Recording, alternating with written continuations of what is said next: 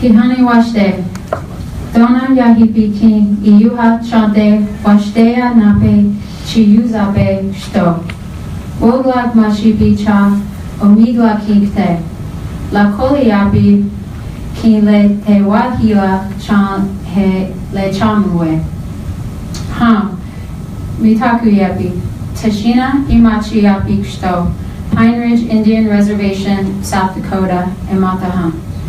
Inawaye ki Darlene Nichols, Echi Yapi ki, Atewaye ki Dennis Banks, Eche Yapi. Unchi Cheyenne Lamont na Bertha Banks, Ewichi ki Yapi, Lala Robert Nichols na Walter Chase, Ewichi ki Yapi. Allow me to translate my introduction. Good morning. To all of you gathered here, I greet you with a warm handshake. I was asked to say something, so I introduced myself in Lakota. I do this because of my love for the Lakota language.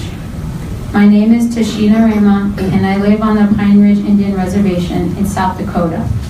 My mother is Darlene Nichols, and my father is Dennis Banks, who was one of the co-founders of the American Indian Movement. My grandmothers are Cheyenne Lamont and Bertha Banks, and my grandfathers are Robert Nichols and Walter Chase. I am Oglala Lakota on my mother's side and Ojibwa from the Leech Lake Band on my father's side.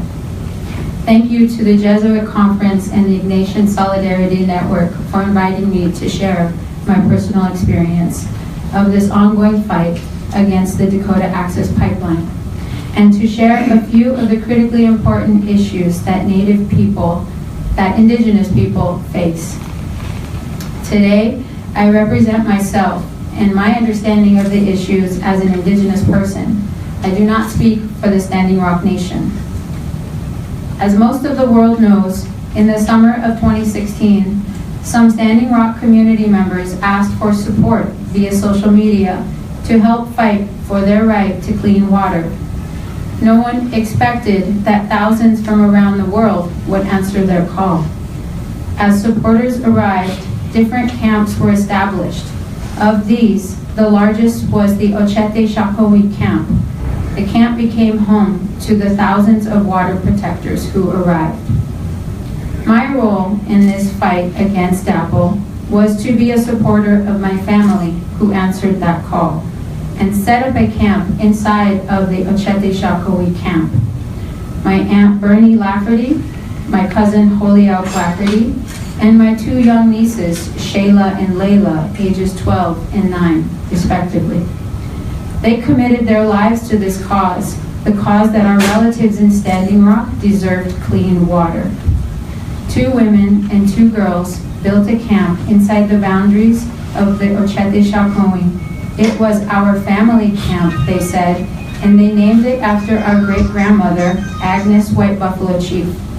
For 6 months, they lived in the White Buffalo Chief camp, where they lived a simple but disciplined life of prayer and everyday chores to live off of the land. Their daily contributions to the fight were their prayers. For months, they forged bonds and friendships with other water protectors. Their circle grew to be a global one as they became close with Maori people of New Zealand, Sami people of Norway, and Native people from across the country. That all ended last week. Sadly, our family camp was bulldozed to the ground on Friday, February 24th. It has been clear to me from day one that the fight against the Dakota Access Pipeline is about the right to clean water. For the context of today's gathering, please allow me to briefly read aloud the facts and the most recent chain of events, taken mostly verbatim from the standingrock.org site. On July 25, 2016, the U.S. Army Corps of Engineers granted authorization to the Dakota Access Pipeline to cross Lake Oahe as part of the construction of the 1,100-mile pipeline that was proposed to carry over 500,000 barrels of Bakken crude oil to Illinois across 4 states. In their environmental assessment, the Corps concluded that there, quote, "there will be no direct or indirect impacts to tribal lands, members, or protected cultural resources," end quote. The route of construction takes the pipeline less than 1/2 mile from the tribe's reservation border, and the tribe maintains a sovereign interest in protecting its cultural resources and patrimony that remain with the land. In addition, all along the route of the pipeline are sites of religious and cultural significance to the Standing Rock people, including burial sites of their ancestors. The pipeline would cross the tribe's traditional and ancestral lands, and the construction of the pipeline jeopardizes many sacred places. But while federal law requires meaningful consultation with the tribes on these matters, that has not happened. The tribe and the water protectors oppose DAPL because we honor our ancestors and must protect our sacred sites and our precious waters. September 9, 2016. Numerous government agencies have expressed concern over the lack of tribal input on infrastructure projects. The Department of Justice, the Department of the Army, and the Department of the Interior called for a stop to construction of the Dakota Access Pipeline in the immediate area of Lake Oahe along the Missouri River. The statement from the federal agencies also called for national reform to ensure meaningful tribal input on infrastructure projects. December 4th, 2016, the Army Corps of Engineers says it will not grant an easement to DAPL, thus halting construction. January 24th, December 2017, Trump signs an executive order to advance the approval of the Dakota Access Pipeline. February 15th, North Dakota governor signs an evacuation order of the Ochete-Shakowee camp. On February 22nd, 2017, campers set their camps on fire as part of a leaving ceremony. Upon the close of the camp and water protectors transition to exit, I spent time reflecting on what this fight has meant for me, and more importantly, for my descendants. At the many demonstrations across the country, perhaps you have seen the words, "Water is life," next to the no DAPL signs. But let me tell you what those 3 words mean to me. It starts with one of our ancient Lakota ceremonies passed on to my generation by our parents and grandparents, the Sundance. I am a Sundancer, and I am a sacred pipe carrier. I say that with the greatest pride. To be a Sundancer is one of the greatest privileges of our culture. It means you walk a path of prayer. You put others first. You have taken a vow to live your life in a spiritual way each day. I took this vow several years ago. The Sundance happens once a year and lasts 4 days.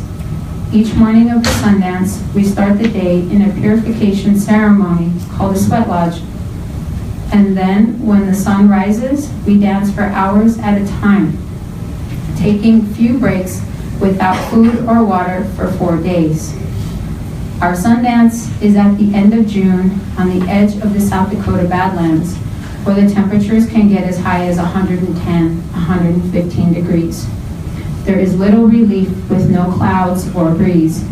Our lips are cracked and our mouths dry because whatever water we had in our bodies was gone by the second day of dancing.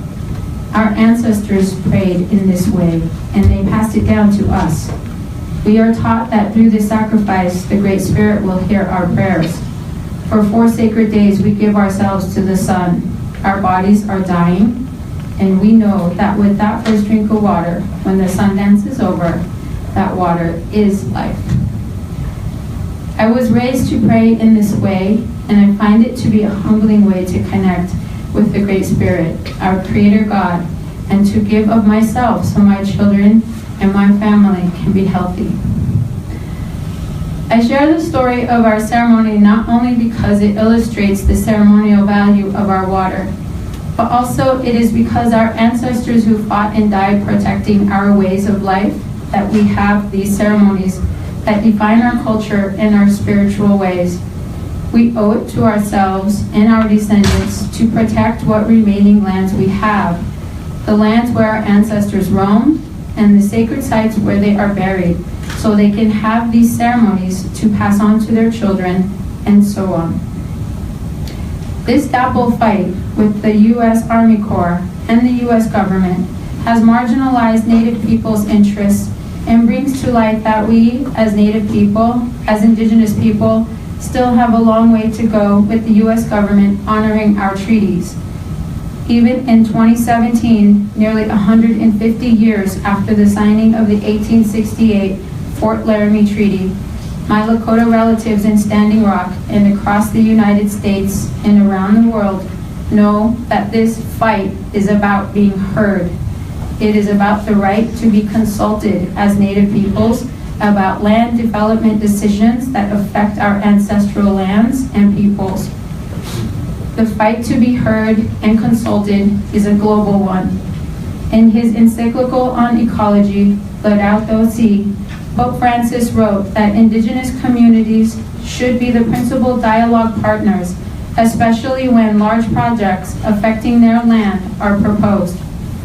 Days later, he addressed a group of Indigenous people who were participating in the Indigenous Peoples Forum, saying, "The central issue is how to reconcile the right to development, both social and cultural, with the protection of the particular characteristics of Indigenous peoples and their territories. This is especially clear," he said, "when planning economic activities which may interfere with Indigenous cultures and their ancestral relationship to the earth." He goes on to say, only then is it possible to guarantee peaceful cooperation between governing authorities and Indigenous peoples, overcoming confrontation and conflict. These statements by Pope Francis are profoundly important to the global fight of Indigenous peoples having a right to give input and be heard when it comes to the planning of infrastructure on their homelands, ancestral burial sites, or sacred sites for prayer and worship. In closing, the Standing Rock Tribe has issued 3 next steps in this process that they would like to see. Number 1, meet with the Trump administration. Standing Rock is asking that President Trump meet with tribal leaders to hear why it's critical that the U.S. government respect tribal rights. Number 2, consent, not just consultation. Tribal interests cannot continue to be marginalized in favor of the interests of corporations and other governments. Consultation is not enough. We must require consent. Number 3, global solidarity among Indigenous peoples. The Standing Rock movement is bigger than one tribe. It has evolved into a powerful global phenomenon, highlighting the necessity to respect Indigenous nations and their right to protect their homelands, environment, and future generations. We are asking our Native relatives from across Turtle Island to rise with us. And finally, and most urgently, I urge members of Congress to call on the administration to reverse this decision to proceed with the Dakota Access Pipeline. Wopila Tonka. Thank you very much.